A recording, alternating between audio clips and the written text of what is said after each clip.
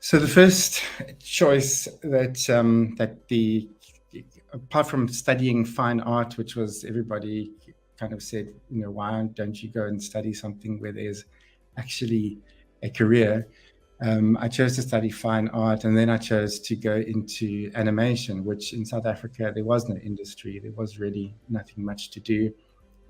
We did a few commercials, and then which made some money, but then we chose to go with doing more long form type stuff, which made no money.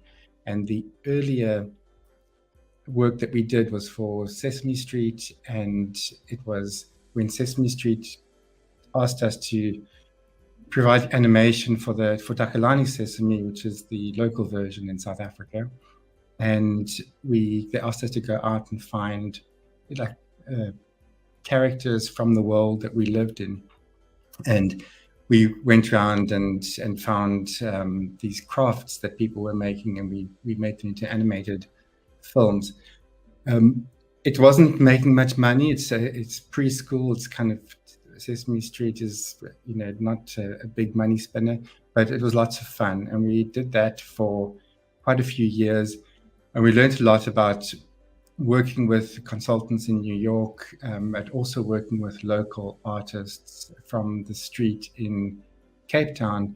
And we developed a style of being able to work with local people, but also make sure that we're bringing their raw experience to a international stage by bringing in internationals who had a better idea of what the market wanted.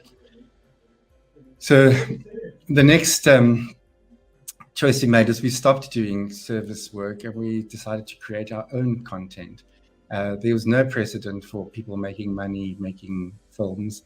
There was no precedent for people making animated feature films in South Africa or in Africa. And it was just a labor of love that we had these stories, we wanted to tell them. We stopped everything, we let go of all our clients, and we started making these feature films. We made 2 films, one after the other. Then you realize that they don't actually just make money instantly, and went back to doing, we had to go back to doing some service.